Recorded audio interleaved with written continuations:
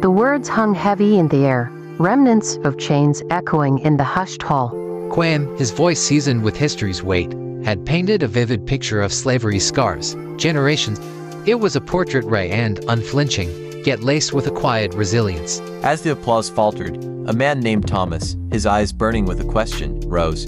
"Mr. Quam," he said, voice trembling, "if you could change it all, would you erase slavery? Just wipe it from existence?" Quam paused, the silence stretching. His gaze swept the room, faces etched with both pain and pride. Then, he nodded. Yes, without hesitation. A swirling vortex materialized, humming temporal energy. A hand, spectral and cold, beckoned Quam forward. He looked back at the audience, their faces now a tapestry of emotions. Then, with a resolute breath, he stepped into the unknown. He materialized in a sun-drenched village, the air thick with the scent of mangoes and laughter. Time had rewound, slavery's shadow yet to fall. He warned the villagers, his voice hoarse from urgency, of ships waiting on the horizon, of chains glinting in the sun. His pleas were met with disbelief, murmurs of superstition, and the comforting ignorance of peace. Days turned to weeks, the villagers' smiles widening as slavery's specter remained a phantom. Yet, a gnawing emptiness grew within Quam.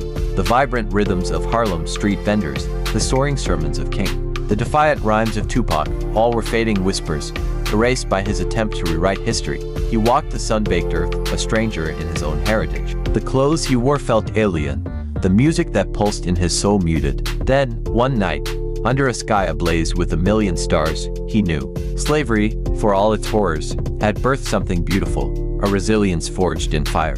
A melody born from sorrow. He stumbled back to the portal, his pleas tearing through the fabric of time. "Let me back," he cried. "Let me return to the scars, to the struggle, to the song."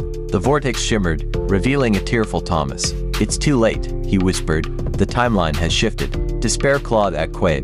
But then, he saw it.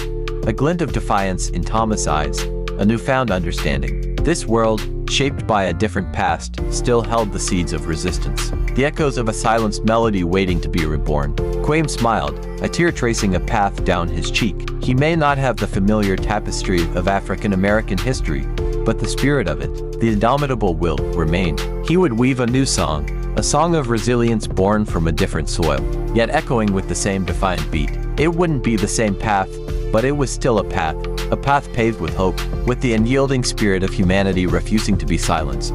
And as the portal closed, Quam raised his voice, a new song rising from the ashes of time, a testament to the fact that even in the face of erased histories, the human spirit finds a way to sing.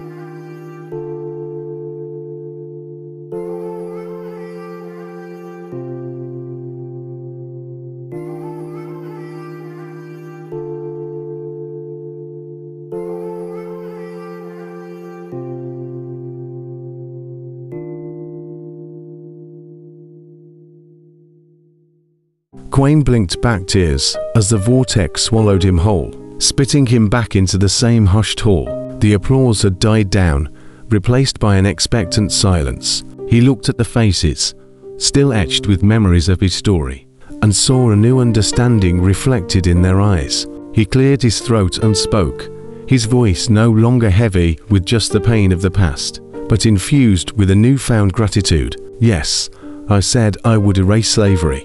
But standing here, amidst the echoes of what it birthed, I see now the folly of such a wish." He traced the outline of his suit, a symbol of progress earned through struggle. The music that moves our souls, the voices that cry for justice, the inventions that bridge divides, all the threads woven from the fabric of a history we cannot wish away. He gestured to a young girl in the front row, her dreadlocks adorned with shimmering beads. "Without the fight for freedom, would your laughter fill this room with such vibrant music? Without the tears shed on cotton fields, would your voice ring with such fierce hope?"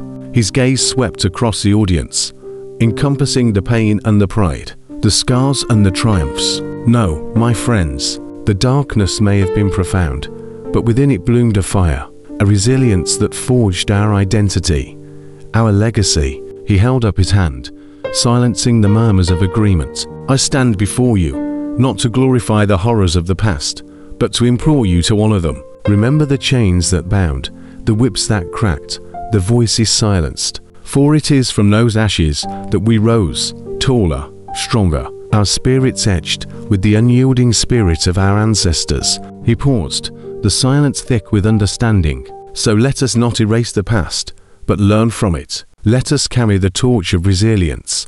Let our voices rise in harmony.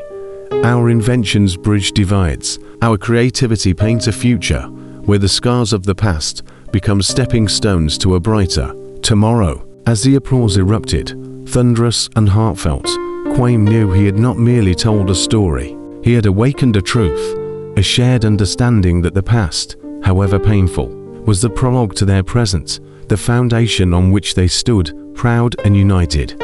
A testament to the human spirit's ability to transform even the darkest night into a song of hope. And in that moment, Quaim was no longer just a storyteller. He was a bridge, a conduit between the echoes of the past and the symphony of the future, forever changed by the journey that had taken him away and brought him back, bearing not just the scars of history, but a heart overflowing with gratitude for the hidden blessings they bore.